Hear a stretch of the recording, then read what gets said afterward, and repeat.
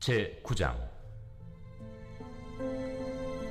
사울이 주의 제자들에 대하여 여전히 위협과 살기가 등등하여 대제사장에게 가서 다메섹 여러 회당에 가져갈 공문을 청하니, 이는 만일 그 도를 따르는 사람을 만나면 남녀를 막론하고 결박하여 예루살렘으로 잡아오려 함이라.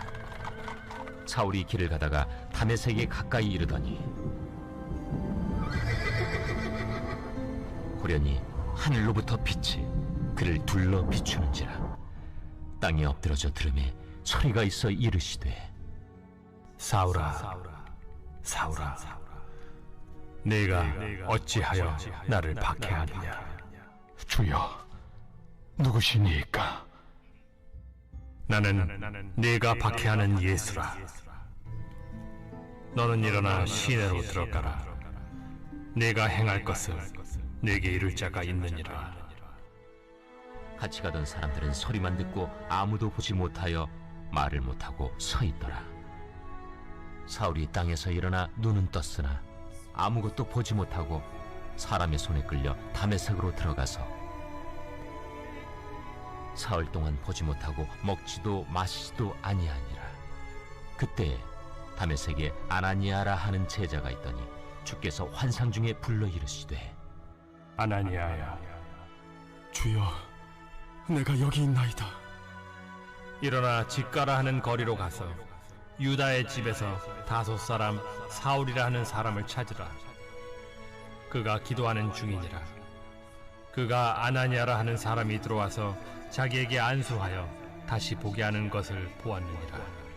주여, 이 사람에 대하여 내가 여러 사람에게 듣사온즉 그가 예루살렘에서 주의 성도에게 적지 않은 해를 끼쳤다 하더니 여기서도 주의 이름을 부르는 모든 사람을 결박할 권한을 대제사장들에게서 받았나이다. 가라. 이 사람은 내 이름을 이방인과 임금들과 이스라엘 자손들에게 전하기 위하여 택한 나의 그릇이라. 그가 내 이름을 위하여 얼마나 고난을 받아야 할 것을 내가 그에게 보이리라. 아나니아가 떠나 그 집에 들어가서 그에게 안수하여, 형제 사울아, 곧 내가 오는 길에서 나타나셨던 예수께서 나를 보내어 너로 다시 보게 하시고 성령으로 충만하게 하신다. 즉시 사울의 눈에서 비늘 같은 것이 벗어져 다시 보게 된지라. 일어나 세례를 받고 음식을 먹음에 강건하여지니라. 사울이 다메섹에 있는 제자들과 함께 며칠 있을새 즉시로 각 회당에서 예수가 하나님의 아들이심을 전파하니 듣는 사람이 다 놀라 말하되, 이 사람이 예루살렘에서 이 이름을 부르는 사람을 멸하려던 자가 아니냐? 여기 온 것도 그들을 결박하여 대제사장들에게 끌어가고자 함이 아니냐? 사울은 힘을 더 얻어 예수를 그리스도라 증언하여 다메섹에 사는 유대인들을 당혹하게 하니라. 여러 날이 지나매 유대인들이 사울 죽이기를 공모하더니 그 계교가 사울에게 알려지니라. 그들이 그를 죽이려고 밤낮으로 성문까지 지키거늘 그의 제자들이 밤에 사울을 광주리에 담아 성벽에서 달아내리니라. 사울이 예루살렘에 가서 제자들을 사귀고자 하나 다 두려워하여 그가 제자됨을 믿지 아니하니, 바나바가 데리고 사도들에게 가서 그가 길에서 어떻게 주를 보았는지와 주께서 그에게 말씀하신 일과 다메섹에서 그가 어떻게 예수의 이름으로 담대히 말하였는지를 전하니라. 사울이 제자들과 함께 있어 예루살렘에 출입하며 또 주 예수의 이름으로 담대히 말하고 헬라파 유대인들과 함께 말하며 변론하니, 그 사람들이 죽이려고 힘쓰거늘 형제들이 알고 가이사랴로 데리고 내려가서 다소로 보내니라. 그리하여 온 유대와 갈릴리와 사마리아 교회가 평안하여 든든히 서가고 주를 경외함과 성령의 위로로 진행하여 수가 더 많아지니라. 사도행전 9장 말씀 중심으로 사명으로의 부르심이라는 제목으로 말씀을 나누도록 하겠습니다. 우리 옆에 있는 분하고 인사하겠습니다. 성령으로 충만합시다. 네, 앞에 계신 분하고 인사할까요? 예수님 안에서 좋은 일이 일합니다. 네, 고백할까요? 나는 말씀, 기도, 은혜로 살아가겠습니다. 시작! 나는 말씀, 기도, 은혜로 살아가겠습니다. 아멘. 고백할까요? 나는 열린 성도입니다. 시작. 나는 열린 성도입니다. 아멘. 세상 살아가는데 여러 가지 중요한 부분들이 많이 있습니다.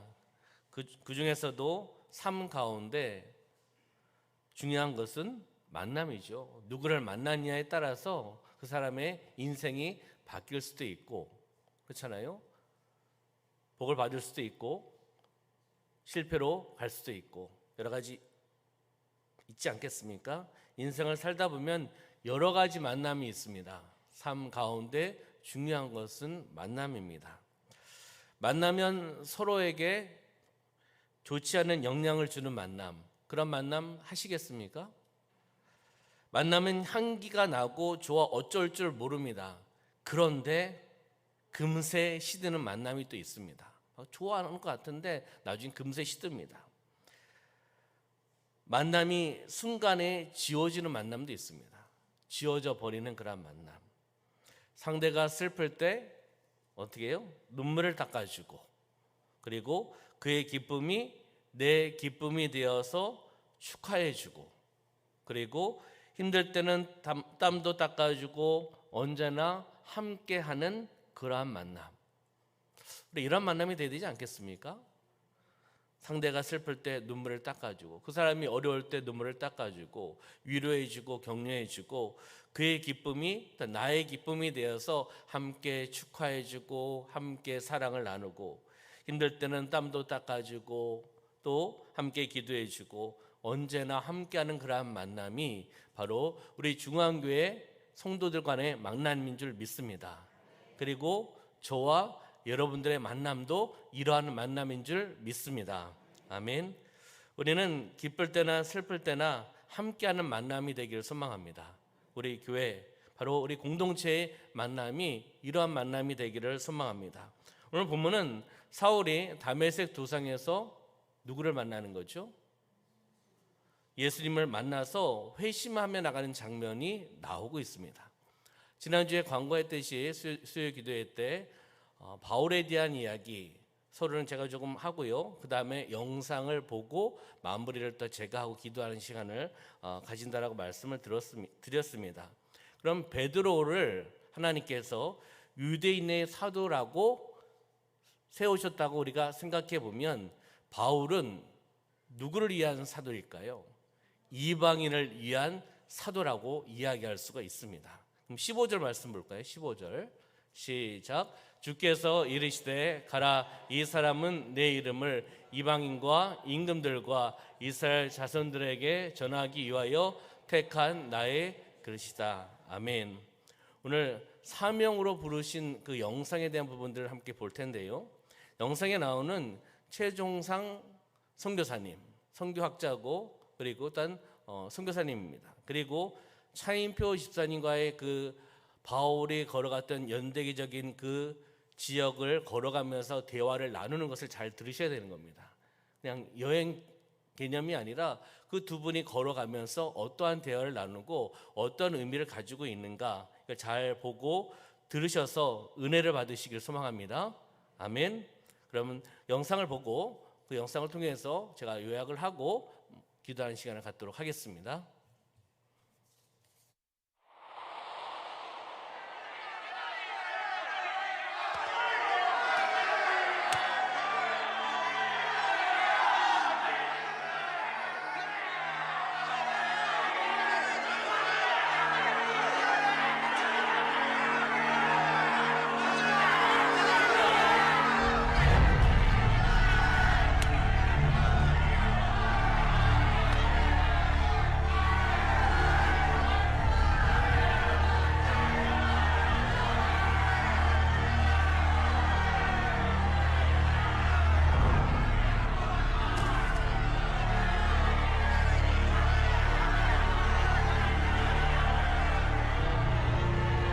믿음과 성령이 충만했던 하나님의 종 스데반. 그의 사명이 끝나는 순간 새로운 사명을 위한 하나님의 부르심이 시작되었다.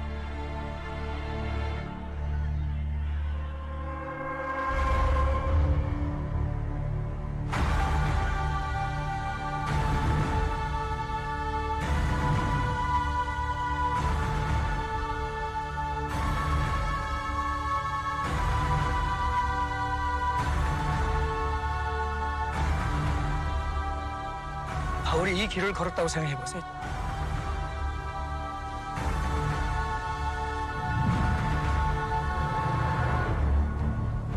삼 년이라는 기간 동안 바울은 왜 아라비아의 광야에 갔을까요?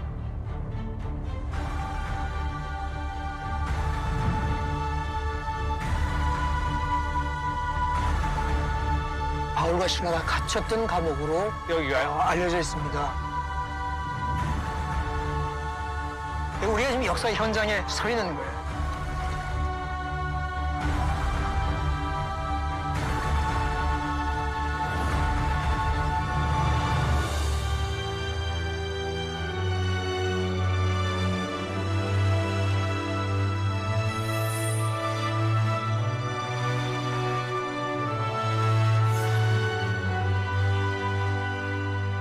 바울이 죽을 수 있다고 생각하고 이걸 썼기 때문에 바울의 유언이라고 봐도 과언이 아닙니다. 결국 우리를 위해 쓴 거네요.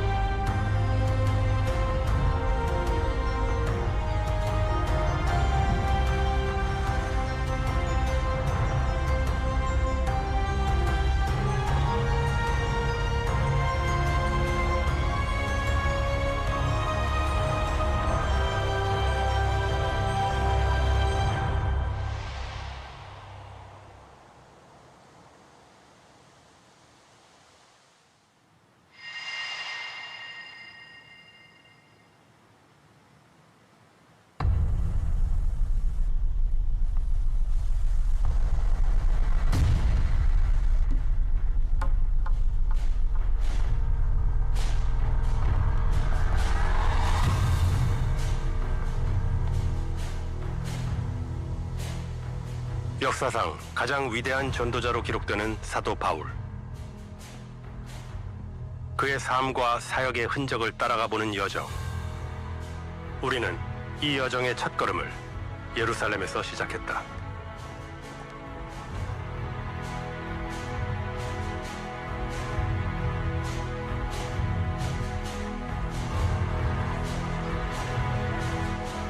우리는 성경에 기록된 사도 바울의 첫 번째 행적을 찾아가는 길이다.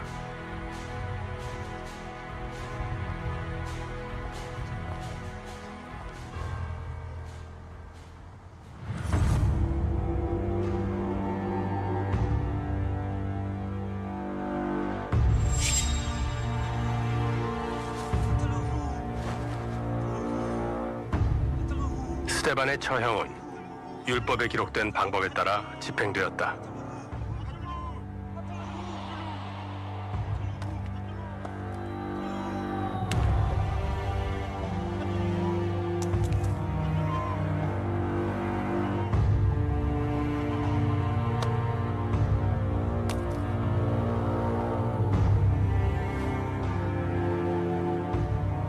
그의 마지막 순간, 성경은 청년 사울에 대해 처음으로 기록하고 있다. 사울은 왜 스데반이 돌을 맞는 그 현장에 있었던 걸까요? 증인들이 겉옷을 벗어서 사울의 발 앞에 두었다 하는 것에 힌트가 있습니다. 네.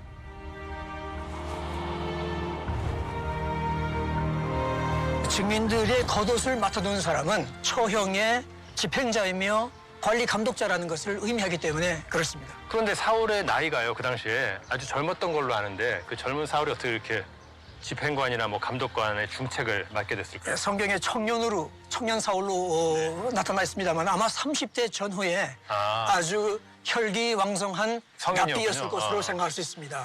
그런데 이 사울은 유대교 지도부의 적극적인 지지와 신뢰와 기대를 한 몸에 받는 아주 유능한 젊은이였습니다. 그래서 이 사울이 스데반의 죽임을 마땅히 여기더라 그렇게 되어 있는데 그 말은 이 젊은 사울이 산헤드린 공회가 스데반을 사형시키기로 결정한 것이 아주 지극히 당연하고 잘 내린 결정이라고 확신했기 때문에 사형을 거침없이 집행한 것이죠.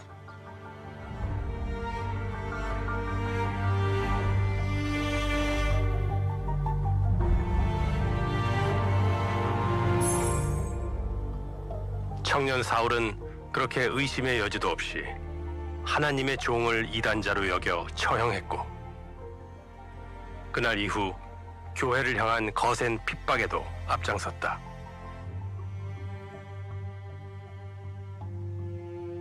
무엇이 그를 확신에 찬 핍박자로 만들었을까?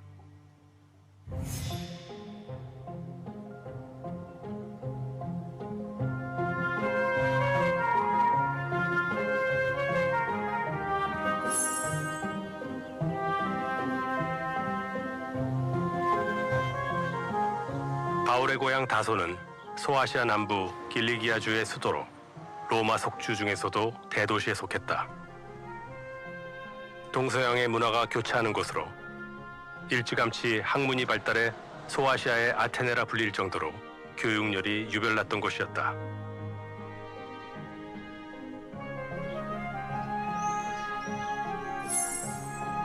다소의 이주에 살고 있는 많은 유대인들 중 사울은 부유한 집안 출신에 로마 시민권까지 가진 특권층이었다.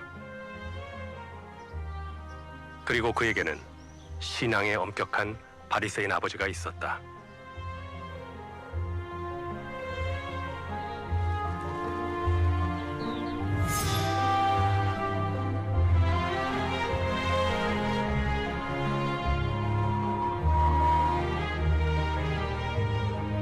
일찍 가족을 떠나 낯선 곳에서 홀로 성장하며 그의 신념과 신앙에 어떤 커다란 영향이 있었던 건 아닐까.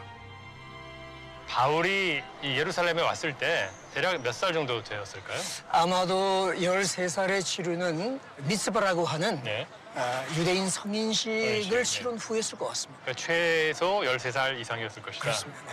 제가 알기로는 다소 역시 교육열이 있는 도시 아닙니까? 교육의 도시로 알고 있는데. 사실 다소는 네.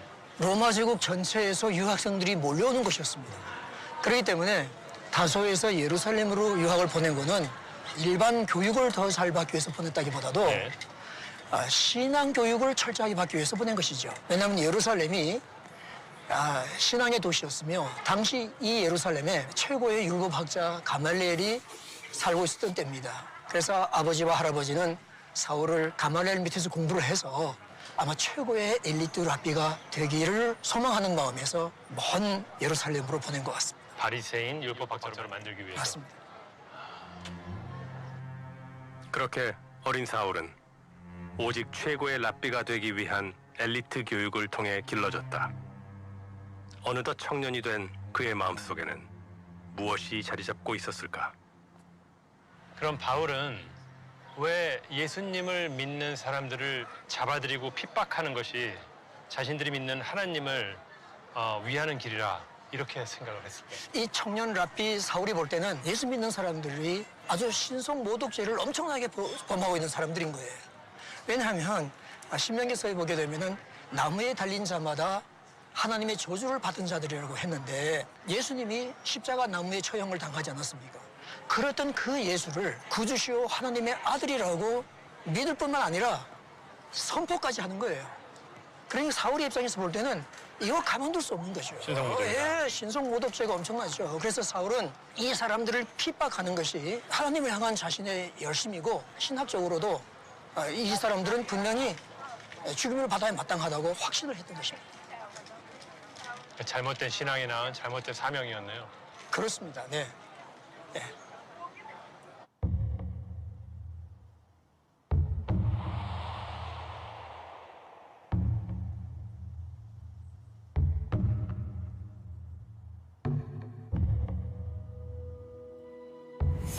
유대인들이 스데반을 향해 던졌던 돌은 이제 예수를 따르는 자들을 향했다.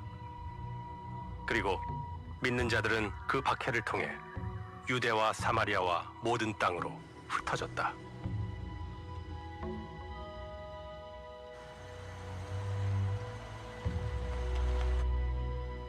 사울은 각지로 흩어진 예수의 추종자들을 잡아들이기 위해 다메섹으로 달려가고 있었다.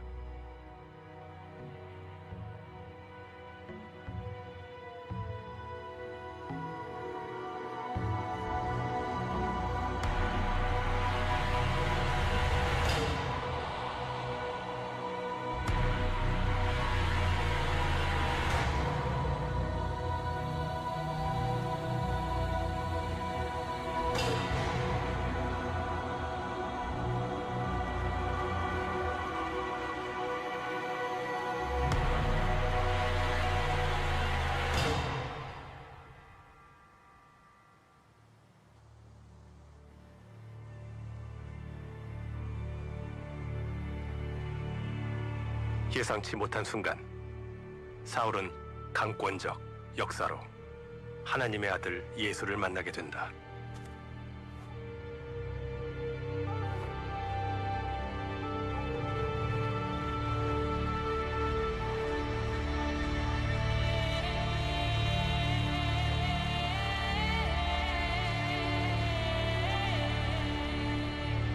하나님을 위한 충성이라 믿었던 과거 자신의 행동이 사실은 그분을 향한 핍박이었음을 깨닫는 순간 그에게 감당할 수 없는 충격과 혼란이 몰려왔다.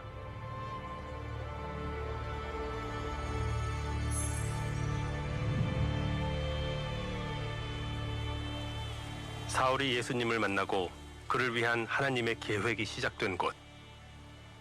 우리는 시리아 국경 너머 그곳을 바라볼 수 있는 곳으로 발걸음을 옮겼다.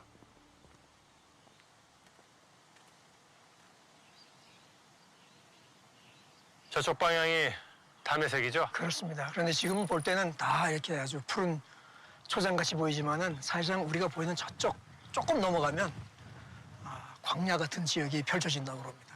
국경이 가로질러 있어서 여기까지밖에 못 오는 게 좀 아쉽네요.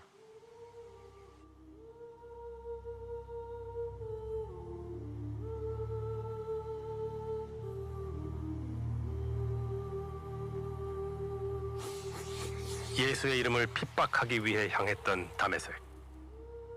사울은 그곳에서 아나니아를 통해 그 이름을 위한 자신의 소명을 전해 듣게 된다.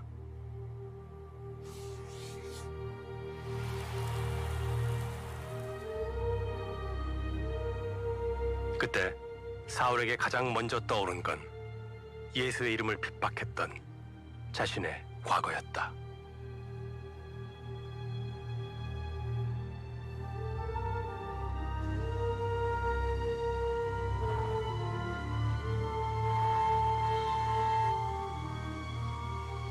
바울이 다메섹 도상에서 예수님을 만난 후 곧바로 본격적으로 전도 활동을 시작을 했습니까? 바로 전도한 건 맞아요. 네. 다메섹에 있는 회당에 들어가서 전도를 했는데 한 몇 주 했습니다. 네. 그 후에는 더욱 본격적으로 전도를 하기까지는 3년이라는 공백이 있었습니다. 그렇군요. 사도행전의 저자 누가는 이 3년의 공백에 대해 침묵하고 있지만 바울은 아라비아 3년을 잊지 않았다.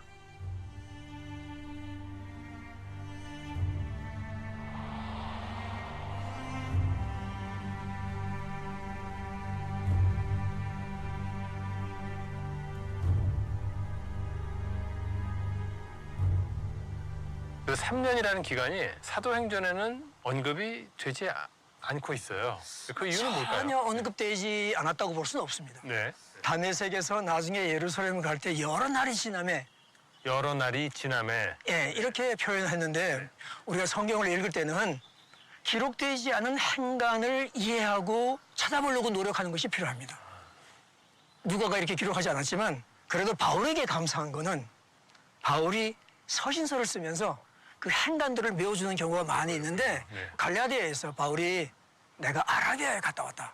그렇게 얘기하고 있으니까 갈라디아에서 있는 말씀으로 바울의 연대기를 재구성해 볼 것 같으면은 3년이다. 이렇게 추산이 됩니다. 학계에서 다 동의하고 있어요. 당시 아라비아는 유대의 동남쪽 넓은 땅으로 남북으로 2,300km, 동서로 1,900km에 달했다.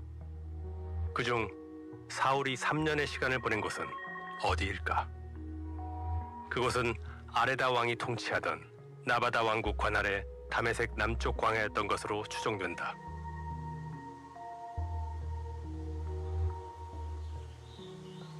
그 3년이라는 기간 동안 바울은 왜 아라비아의 광야에 갔을까요?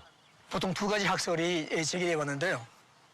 첫째는 다메섹 도상에서 예수님을 만날 때 이방인의 사도로 부름을 받았다. 네. 그러니까 즉시 이방인을 찾아서 아라비아로 갔다. 그러한 학설이 하나가. 이방인들을 찾아서 전도를 하기 위해서. 두 번째는 네. 지금 바울의 머릿속에 엄청난 신학적인 지각 변동이 온 거예요. 광야에 가서 정말 기도도 하고 묵상도 하고 구약을 한번 쭉 훑어보면서 이게 어떻게 된 것인가. 신앙관을 좀 재정립해보려. 예, 그런 의미에서 같다는 소리 있습니다. 이렇게 두 가지로. 그렇군요. 네. 그럼 선교사님의 견해는 어떠십니까? 저는 좀 다른 생각을 가지고 있습니다. 네. 하나님께서 아주 고강도 훈련을 시키기 위하여 바울을 아라비아 광야로 불러내셨다. 그렇게 생각합니다. 왜 고강도 훈련을? 생각해 보세요. 사울은 엘리트 코스만 받아왔습니다. 부유한 집안에서 태어나서 뭐 별 어려움 없이 자랐을 수 있고. 자기의 그 배경과 학벌과 또 받는 여러 가지 인정 이런 걸로 얼마든지 사역받은 사람이에요. 그러나 바울은 앞으로 그렇게 생각하면 안 됩니다. 하나님께서 그 당신의 종들을 기르시는 것을 보면은 가끔 광야로 불러내셨어요. 어떤 경우? 모세, 네. 다윗, 네. 엘리야, 세례 요한도 광야에 있을 때 하나님의 말씀이 그에게 임하였습니다. 사실 아라비아 광야를 보면 그렇구나 하는 생각을 그렇죠. 할 수밖에 없을 것입니다. 네. 아무데도 기댈 데가 없죠. 네. 과연 사울이 3년이라는 시간을 보낸 아라비아 광야는 어떤 모습이었을까? 지금은 가볼 수 없는 그곳을 조금이라도 더 가깝게 느껴보기 위해 우리는 이스라엘의 한 광야로 향했다.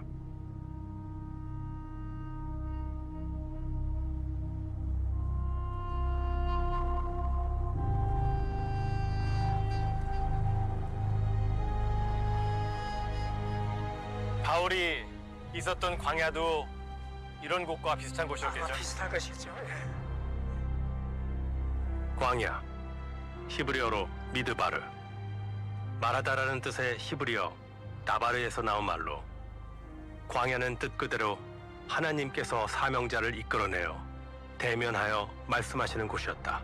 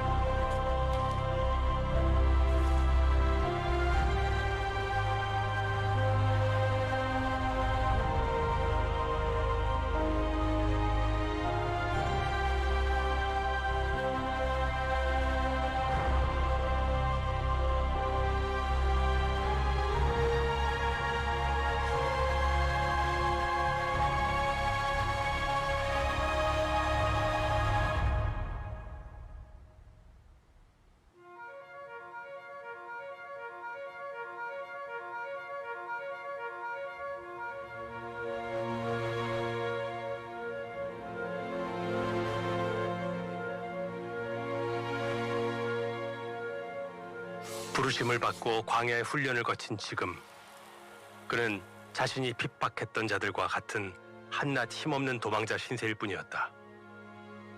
그렇게 그는 예수의 이름을 위한 첫 번째 핍박을 받게 된다. 예수 믿는 자들을 잡아들이기 위해 호기롭게 떠났던 핍박자 사울. 그는 몇 년 만에 예루살렘으로 돌아옵니다.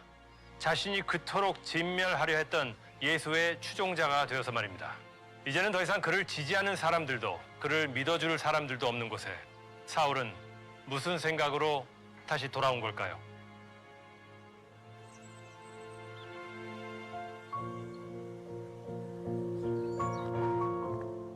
예수의 제자가 되어 다시 돌아온 예루살렘. 사울도 자신을 향한 적대적인 시선을 예상 못했을 리 없다.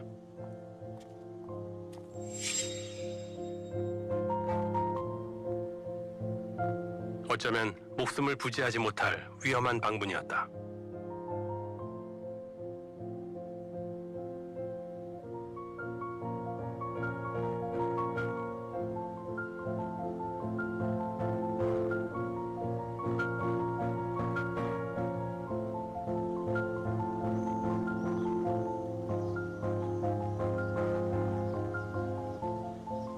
우리는 그가 처한 당시 상황을 이해해 보기 위해 메시아닉 주 한 분을 만나 이야기를 나눠보기로 했다. 전통적 유대 사회 속 예수를 영접한 유대인 가정에서 자란 그의 경험을 통해 예수 믿는 자를 향한 유대 공동체의 반응을 짐작해 볼 수 있었다. My father came to Israel following the Holocaust. He's a Holocaust survivor from Poland, so he came to Israel after losing all his family, came for one war, and towards the end of the war, he received the Bible. You know, it was, and the more he read the Bible, he realized that it is God that saved him again and again and again. They were maybe amongst the very first families of believers in Israel. So, you as a Messianic Jew living in this country, what is the reaction of your surrounding Jewish friends and community when they hear the news that you are Messianic Jew? Totally not acceptable. Oh, I mean, we also lived in a very Orthodox area. So they would give the small kids candies to throw stones. You know, for them, we are traitors in this regard. So it is something that, as a child, you are not going and telling everyone, you know, I'm a Messianic Jew. So Paul left the town as a persecutor of the church and came back as a disciple of Christ. Right. And what kind of reception would you expect, in your opinion? Well, he's a traitor. He was one of us. Right. And now he totally changed sides, and even more dangerous because he was one of us. Right. So if you were just a regular, you know, common Jew at that time, that you went after Jesus, they would say, well, he doesn't understand much. He made a mistake. Of course, they don't like it. But here is someone that comes from a high position. He was a pupil, a student that studied at the feet of Gamliel. That's what the Bible says, at the feet of Gamliel, which was one of the elders, the leaders. He was in the Sanhedrin. He had high position. How can it be that someone like that? It is dangerous. If someone like that came to Christ, it can be dangerous because he may have a great influence. Right. We have to kill him. He may have a great 그렇다면 influence. 이곳 예수의 제자들에게 돌아온 사울은 어떤 존재로 다가왔을까? And I would say more, it was even dangerous for him amongst the believers. It could be dangerous because, you know, one that was totally against us, I mean, to the point of really killing people or involved in killing. He was involved in the stoning of Stephen. He was there. And there are also cases of true believers that come from Orthodox background and came to faith. Praise the Lord. We're happy for that. Of course, we don't want to push them away. We want to embrace them, of course. But you also have to be wise and careful. I see. 그렇다. 예루살렘에 있는 예수의 제자들은 모두 사울의 박해를 당하거나 목격한 자들이었다. 그러나 사울은 어떤 이유에서인지 그러한 사도들을 대면하기 원했다. 그런데요, 사도들 입장에서 말이죠. 과연 그렇게 돌아온 핍박자로 떠났던 바울인데 돌아왔을 때 쉽게 만나줄 생각을 했을까요? 못했죠. 네. 저라도 못할 것 같아요. 네. 이거 무슨 함정이 있는 건 아닌가? 그렇죠. 이 사람이 무슨 간교한 술수를 써가지고 우리를 다 잡으려고 그러는가? 그런 생각을 했을 거예요. 네. 그런데 하나님께서 바나바를 중간에 세우셨어요. 중재자로. 예. 형제들의 신뢰받는 바나바의 증언은 사도들의 마음을 녹이기에 충분했고 사울은 그동안 자신에게 일어난 일들에 대해 사도들에게 전할 기회를 얻게 된다. 첫째는 내가 예수님의 제자가 됐습니다 네. 하는 것을 사도들에게 알리고 싶었을 거예요. 내가 회심했습니다. 네. 그다음에는 용서를 구했을 것 같아요. 누가? 사도들한테. 사도들한테. 핍박한 것에 네, 대해서. 내가 정말 뭘 몰라서 이렇게 교회와 성도들을 핍박하고 죽이기까지 했는데 내가 생각해보니 너무도 잘못했습니다. 그 용서를 구하는 거 쉽지 않았을 것 같은데. 제가 하나님께 용서를 구했지만 그러나 내가 참 사도님들께도 정말 용서를 구하니까 저를 용서해 주십시오. 그토록 위험한 예루살렘행을 포기하지 못했던 이유. 앞으로의 사명을 감당하기 위해 반드시 해결해야 할 모든 문제에 매듭을 지었다.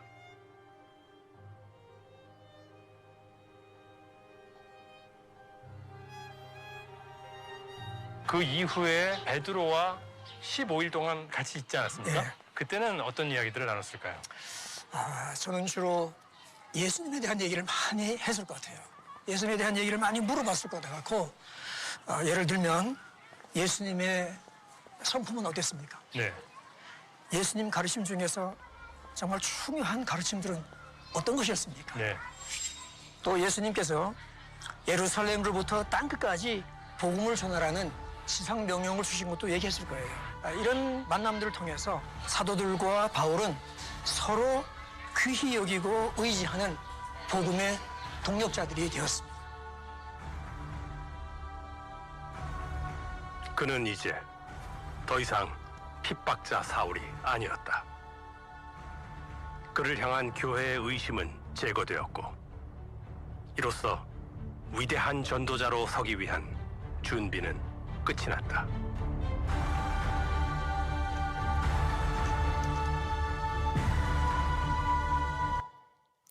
할렐루야.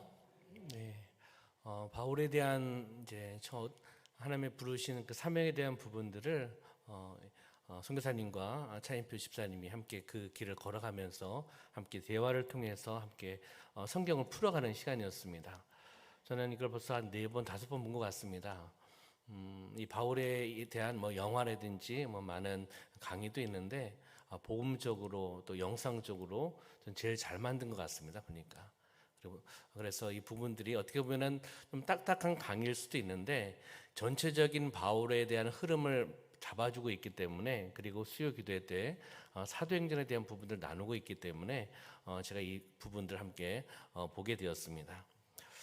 바로 하나님은 기독교의 적대적이었던 바로 사울을 순식간에 회심을 시키셔서 사명자, 복음 전도자로 세우셨습니다. 어떻게 보면 바울의 회심은 기독교가 세계 무대를 향해 나아가는 복음을 전하는 바로 신호탄, 출발이 되었다는 것을 우리가 볼 수가 있는 거죠. 그래서 한 사람의 선한 영향력, 한번 생각해 보시기 바랍니다. 한 사람의 선한 영향력, 그리고 나는 죽고 예수로 살아가는 사람, 나는 죽고 예수로 살아가는 사람, 그리고 하나의 미랄이 되어 많은 열매를 맺는 것, 그리고요 바울을 통하여 복음이 전 세계에 전파되어 나가는 그런 모습들, 한 사람을 통해서 이방인의 사도로 하나님 세우셔서 사도 바울을 통하여 복음이 전하는 것을 우리는 보게 되는 거죠. 한 사람의 그 선한 영향력, 하나님의 부르심에 따라 살아나갔던 한 사람을 우리가 보게 되는 거죠. 한번 PPT 한번 띄워주시면, 준비됐으면 띄워주시면, 바로 사명자의 그 모습은 바로 한 사람의 선한 영향력을 나타내는 사람이 사명자입니다. 그리고 내가 사는 것이 아니라 나는 죽고 예수로 살아가는 사람이 바로 사명자입니다. 그리고 사명자는 하나의 미랄로 죽어서 많은 열매를 맺게 하는 그러한 수단과 통로가 바로 사명자입니다. 그런 사도 바울을 통해서 바로 하나님께서 회심시켜 주셨고, 또 하나님께서 역사해 주셔서 사도 바울을 통하여 복음이 전 세계, 그리고 또 이방인에게 이르기까지 복음이 전파될 수 있도록 하나님 하신 줄 믿습니다. 할렐루야. 한번 따라해 볼까요? 나는 하나님의 부르심을 받은 사명자입니다. 아멘. 하나님의 부르심을 받은 바로 저와 여러분들은 사명자인 줄 믿습니다.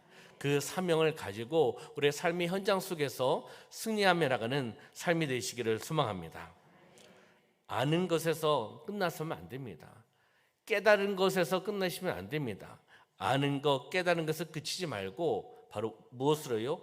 삶의 현장 속에서 기도하고, 그리고 말씀을 전하는 믿음으로 행동하며 나가는 바로 사명자의 실천이 있어야 될 줄 믿습니다. 하나님께서 저와 여러분들을 불러주셔서 그 사명을 감당하며 나가는 삶의 현장 속에서 승리하기를 원하시는 것이 바로 하나님의 뜻인 줄 믿습니다. 믿음으로 행동으로 실천하는 삶이 되시기를 주님의 이름으로 축원합니다. 기도하겠습니다. 살아 역사하신 아버지 하나님, 청년 사울을 하나님 부르셔서 만나주시고, 그가 또 다메섹 도상에서 회심하게 하여 주셔서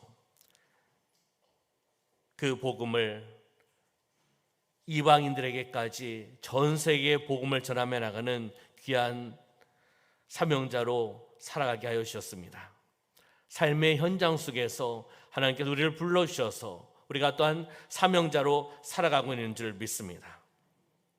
아는 것, 깨닫은 것에 그치지 말고 삶의 현장 속에서 우리가 믿음으로 행동으로 실천하며 나가는 삶이 되어나갈 수 있도록 인도하여 주시옵소서. 우리는 하나님을 위하여, 하나님의 영광을 위하여 우리를 불러주셨고 그 부르심에 순종하며 나가는 사명자인 줄 믿습니다. 우리 사랑하는 성도님들 마음껏 사용하여 주시옵소서. 복의 통로로 마음껏 쓰임받게 하여 주시옵소서. 말씀의 통로로, 기도를 통로로 쓰임받으며 승리하며 나가는 귀한 삶이 되어나갈 수 있도록 복의 복을 허락하여 주시옵소서. 귀한 예물 하나님 앞에 올려드렸습니다. 드려진 손길을 기억하여 주시고 하나님 복의 복을 허락하여 주시고 묶인 것들이 풀려나가게 하여 주시고 형통케 하여 주시고 승리하며 나가는 삶이 되어나갈 수 있도록 주관하여 주시옵소서. 하나님 감사드리며 예수님의 이름으로 축복하며 기도하옵나이다. 아멘.